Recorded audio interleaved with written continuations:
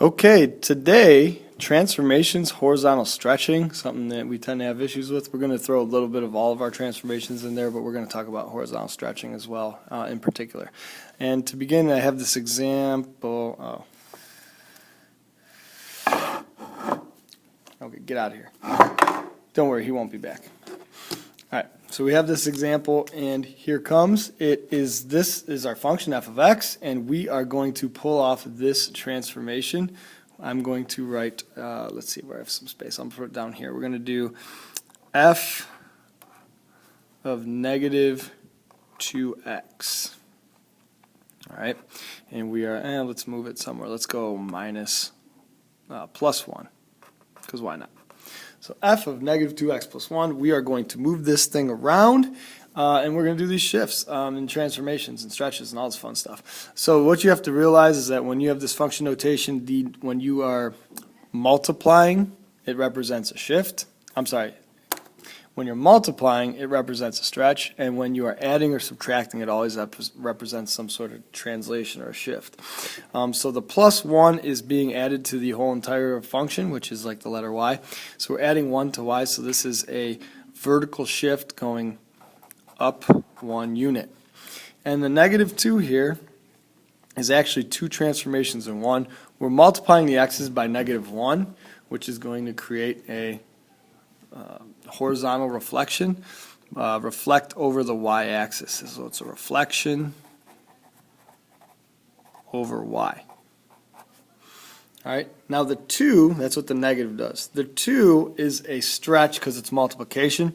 It's going to stretch the x's, but it's going to work as a reciprocal. So the stretch is not 2. The stretch, I'm going to arrow over here, sorry. The stretch is going to be a horizontal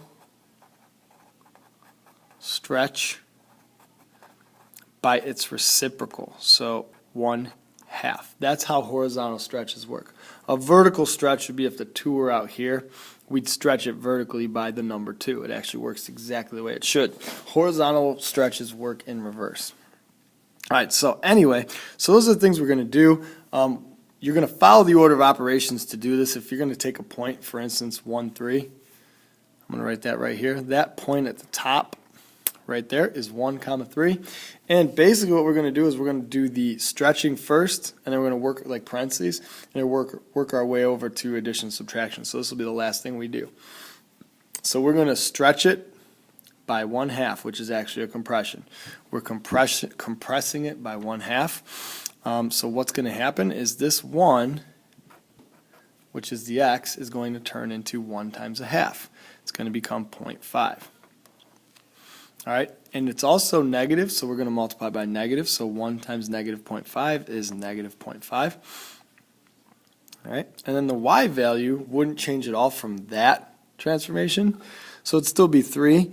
But when we go up 1, it's going to become 3 plus 1, which is 4. So negative 0.54.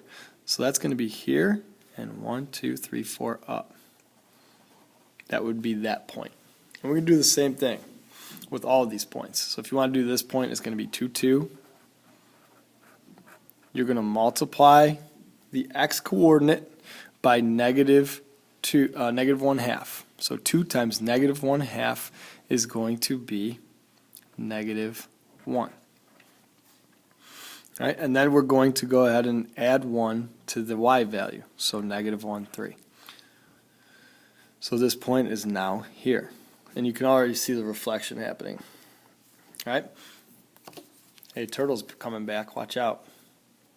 All right, so anyway, I don't know what I'm doing. All right, so there we have negative 1, 3. So we have another point. Now we just got to pick some more points. Maybe this one right here looks pretty good. It's negative 1, 0. I'm not going to write this one out. I'm going to do it logically first, and then I'll write it out, show you how I like to think about it. So negative 1, 0, we're going to stretch it by negative 1/2, so it's going to reflect, and it's going to be halfway. So if it's 1 unit away from the x-axis, it's now going to be halfway in between. So it's going to be half of 1, which is 0.5. And then we're going to move it up 1. It's going to be there. If you did it the other way, you do negative 1 times negative 1/2, which is 0.5, and you move the 0 up 1. So we're getting to the same point either way. And you can kind of see where this is going. So this one we would reflect over there. we'd take half of it, it's 2 away, so now it's going to be 1 away, and we'd move it, it's actually going to share that point right there. So negative 2, 2 becomes 1, 3. All right, now we kind of have enough to graph this. This piece is right there. This horizontal line is going to stay the same, so it's going to come off that way. And then this connects to that piece, right, like that, and then this curves down. So it's just a sketch, doesn't have to be perfect, but you can see it's skinnier. It's definitely compressed horizontally, and it's shifted up slightly, and it's reflected over the y-axis. So I pretty much killed that problem, and I hope you can kill it too. See you later.